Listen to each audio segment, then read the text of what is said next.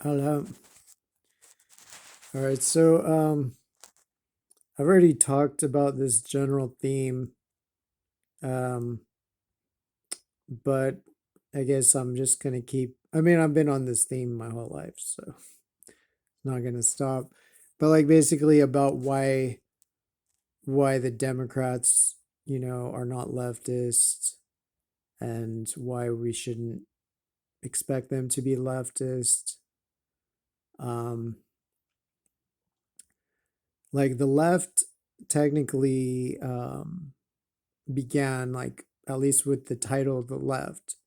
That dates back to the French Revolution and the left side, the left wing of the French National Assembly, which was the populist side. It was the representatives of the people. So it represents democracy.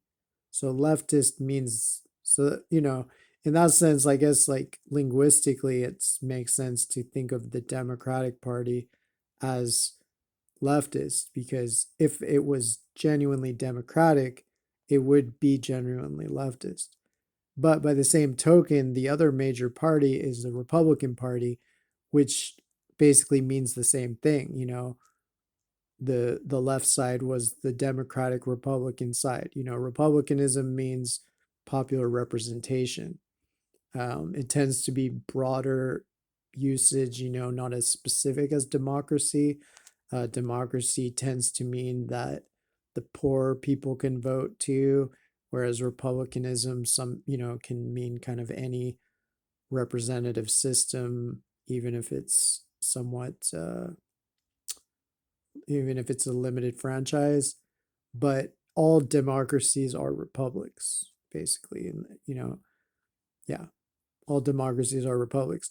Like I'm pretty sure Plato's Republic is actually called, I think it might actually be called like democracy, like in the original Greek.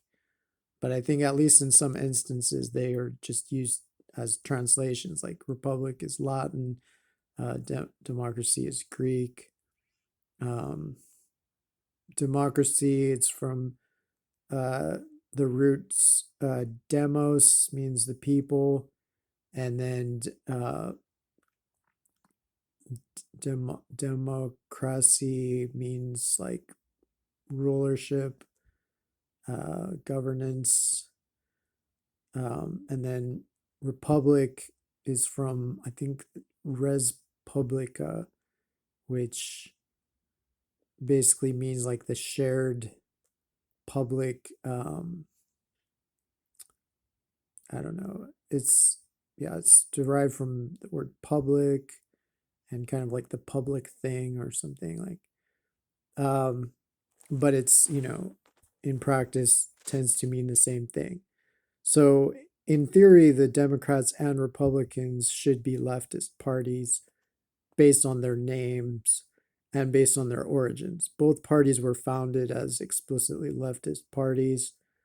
Abraham Lincoln and John C. Fremont founded the Republican Party um, as a, to end slavery and to give everybody a free house or a free land through the Homestead Act. And, the Democratic Party was founded by Jackson. Um, and there's some people who claim that he founded it to preserve slavery, but um, I don't, as far as I know, that's not true. I don't think slavery was like on the brink at that time. Um, but he did, he did basically defend slavery, but Jackson did, but that I don't think that was his main thing.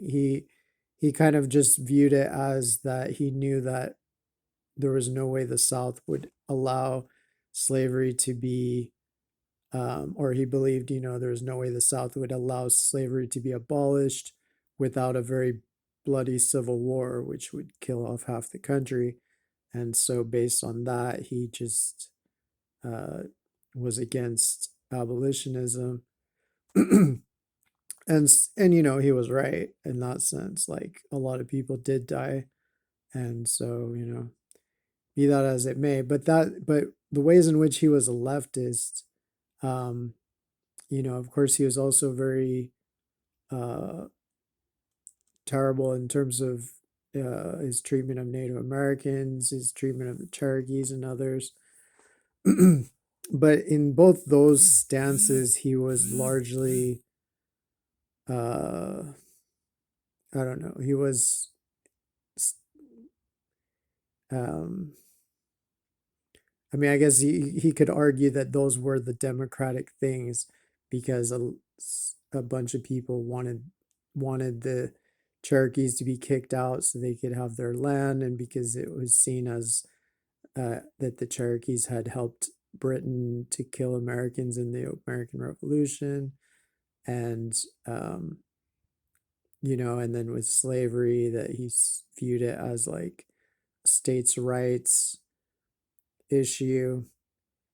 But in other ways, I would say his biggest thing was his most prominent um, stance was against the bank, against the Federal Reserve, basically the predecessor of the Federal Reserve, the Central Bank of the United States, and he basically canceled it.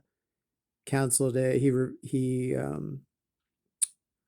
think he nullified the resumption of its charter, the renewal of its charter, and so that was the issue that really divided the country, because that bank, just like the Fed, it was basically a consortium of like super rich bankers, and that had basically a contract with the government whereby the government is basically cucked controlled by this bank, and um, has to like borrow money from this bank, and basically it's like basically a private institution, just as Hamilton had intended, and just it's just copied off the Bank of England, I believe, William Patterson's bank.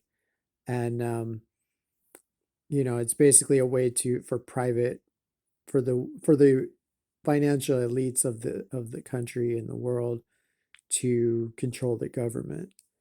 And that's basically the point of it. I mean, that was like Hamilton was pretty open about that. He's like, yeah, we have to make the rich, we have to give the rich like control over the government, because otherwise the rich destroy everything that they're not in control of. So if we, or that was one of his arguments, was like, if we don't you know drop trow and present our bungholes to them, then they'll just rape us anyway, but it'll be like more brutal or something. Like, so they so that was what Jackson was known for.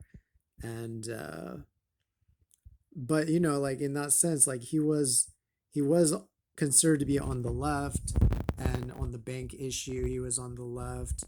He was like the founders of socialism were members of his party. They supported him. They were Jacksonian Democrats, like the Owen family, which had moved from Scotland in the 1800s, whatever. And so, so yeah, they were the leftists in general. They were considered the leftist party, and most of the really hardcore capitalists were members of the opposing party, the National Republicans, and then which basically became the Whigs. And even that's like a misnomer, because I mean the Whigs are technically the left too. Like leftism evolved out of Whiggery, which was liberalism. And I mean, there's no very few leftists alive that are as radical as the original Whigs. Like the Galloway levelers. But it's nothing to be surprised at, the fact that, the that there's people who might, you know, associate with democracy. I mean, just democracy itself, like, it's like everybody in the world knows that when the US says we're a democracy, we're bringing democracy to the world, that it's a lie, that we basically are owned by oil companies, and we, you know, are extending their dominion over the world. So it's like it shouldn't be any kind of surprise to anybody if, political parties called Democratic or Republican are not those things, just because that's standard, like, um, and I mean, it's certainly been standard for a long time. Um, but I think at least going back through British history, because at least from the days of Magna Carta, there was a strong, like, rhetoric of liberty and of egalitarianism in Britain. And so even the most oligarchic, fascistic, like, rulers there had to, like, give lip service to that. And so the US, as being a British colony, or, like, descended from a British colony, basically, it's natural that we have that same tendency where even the most, conservative and, you know, anti-democratic, anti-socialist elements will have to will have to pose as democratic socialists. Like, I mean, for the Democratic Party, they don't like the word to use the word socialist, but um, but at the same time, they pose as promoting what is basically socialism. Like, they pose as wanting to give everybody health care and stuff like that, which is socialist. They don't actually do it, but again, it's like, it's just funny to me that there are a lot of, like, Republicans who pretend to really believe that, like, everybody who's not everybody who identifies as, like, a Democrat or a liberal or a progressive or a leftist, that they're all, like, Marxist communists. And meanwhile, even these people who literally, like, have wet dreams about, like, murdering communists and dropping them out of helicopters and stuff, even they don't hate communists as much as, like, the Democrats do. At the end of the day, like, um, the Democrats, I mean, a lot of what they did to Trump and with Russiagate and everything was really just a way to stop the left. Um, it was a way to, um, and what they've done to Snowden, what they've done to Assange, is like they're doing it to them, but they're also, it's a way to stop the left. It's not because they genuinely don't like Trump or whatever is their reasoning. It's because, like, Assange was the most leftist. He was the leader of the international left, and so the CIA and FBI that controls both parties, that's their number one priority, is just to eliminate the left. And, like, they, I mean, I'm not saying that they don't dislike some Republicans. Like, I'm sure they dislike, uh they probably dislike genuine, like, boogaloo boys or people who are really anti-government, but that's not Republican politicians, really. um I think, yeah, I don't know, hard to know, like, who they hate the most, but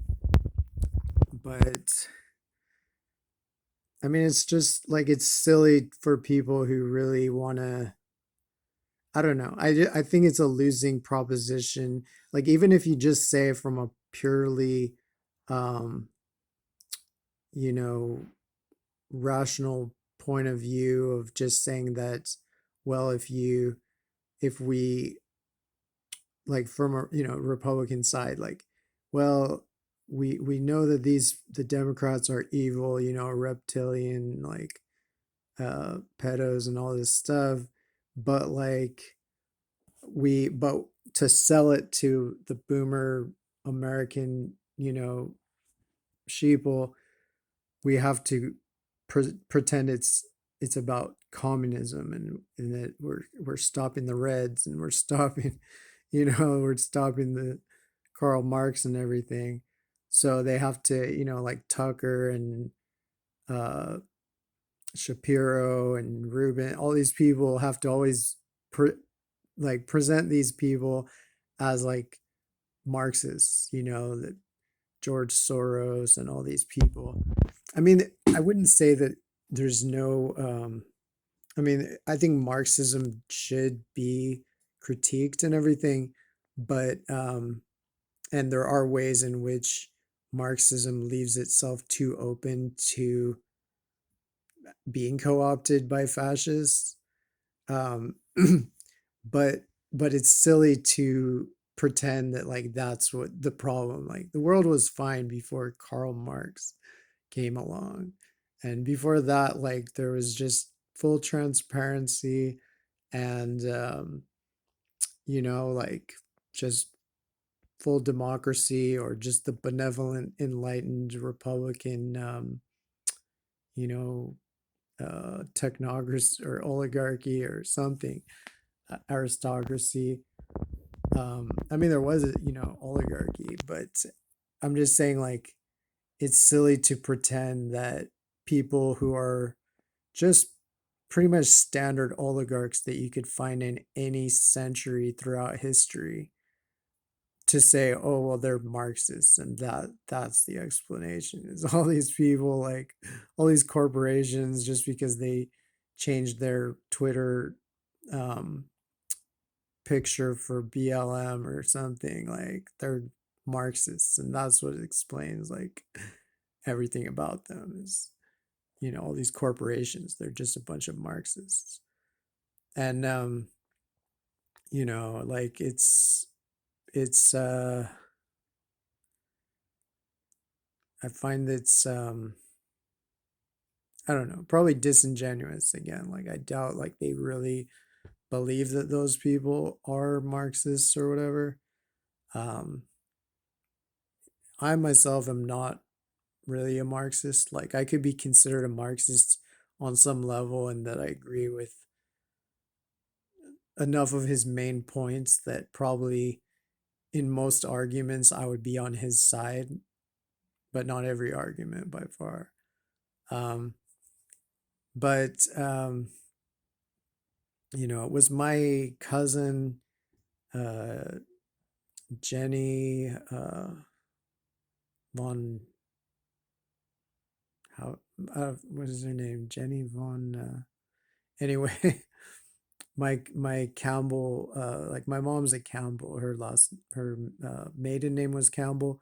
My middle name is Campbell, and the Campbells were like the founders of leftism, as a, like, at least like kind of the modern trajectory of leftism really started with the Campbell led Covenanter revolution of 1638, um, which overthrew King Charles the First, and who the English then beheaded. And you know, anyway, so it was a daughter of that family that also my mom is descended from the Campbells of Argyll, um, in Western Scotland.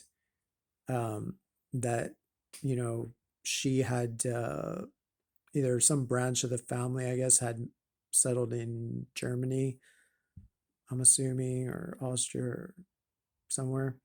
And so she was like Scottish. I'm not sure if she was 100% Scottish. She might have been like half Scottish. Um, but she, according to something that I recently saw, she was the like bigger influence in a way on founding communism than Marx. Like she really pushed him and even wrote a lot of the stuff that basically was published as his, and um in some ways was just more driven, like was one, according to this thing that I saw on Facebook or whatever, which was this really detailed like description of their relationship, and it was saying that basically she was the driving force.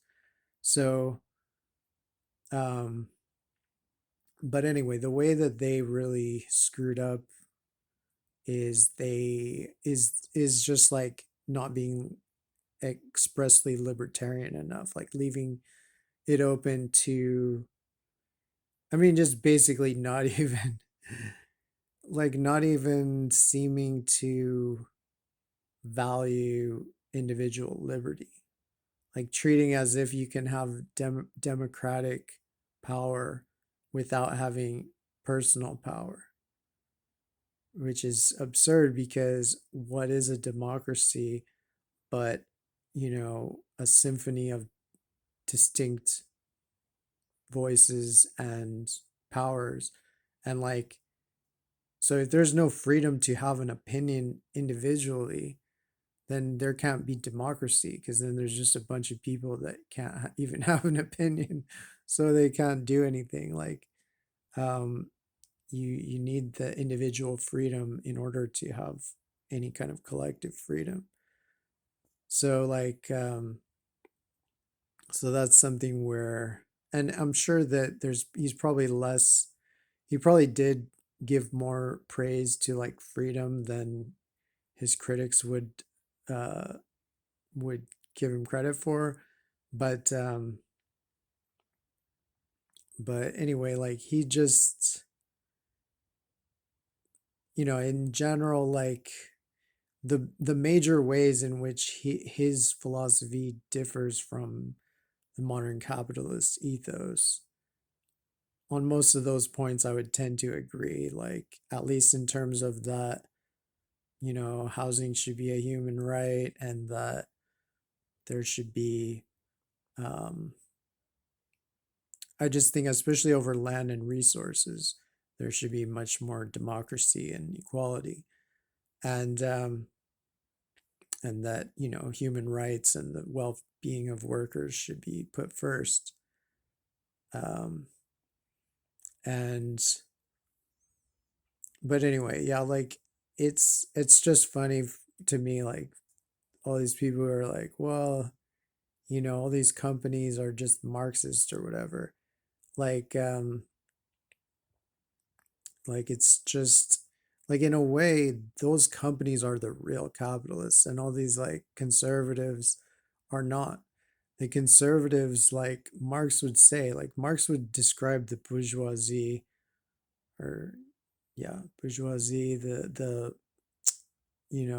capitalists, those who have the capital, have money, and are the employer class and the merchant class. Um, they would, he would not describe them generally. I mean, some of them, I guess you could say, some of them are Republicans. I guess a lot of them are, like there's the Koch brothers, or people like that. Um, but in general, they would be like, right now they would be like the leading bourgeoisie, the leading capitalists would be like Silicon Valley and like big pharma. You know, that would be the capitalist, not some plumber in like, you know, Boise or something. He's like, oh, don't believe in taxes or whatever. Like, I mean, that's the libertarian. That person may or may not be more libertarian. Um, but libertarianism is not really the same as capitalism. Like, it wasn't like Marx's main critique of capitalism wasn't that it's too libertarian. His critique was just that it's structured wrong, and like it just puts money and property rights before human rights and human happiness. And So in all that, I would agree with him. Um, but like, but yeah, it's totally the opposite of, like the exact people that Marx was against are the same people that um, a lot of Trump supporters are against. Basically, the bourgeois, the capitalists, the bloodsuckers that control the capitalist world. And it wasn't because he thought that they weren't corrupt enough and they were just too fair and liberal or whatever. It was because he knew that they were corrupt as shit, and that as capitalism, you know, devoured itself, they would become more and more fascistic and feudalistic. And so, and then so they try to, like, capital tries to prop up religion to so it can have like ready minions or whatever.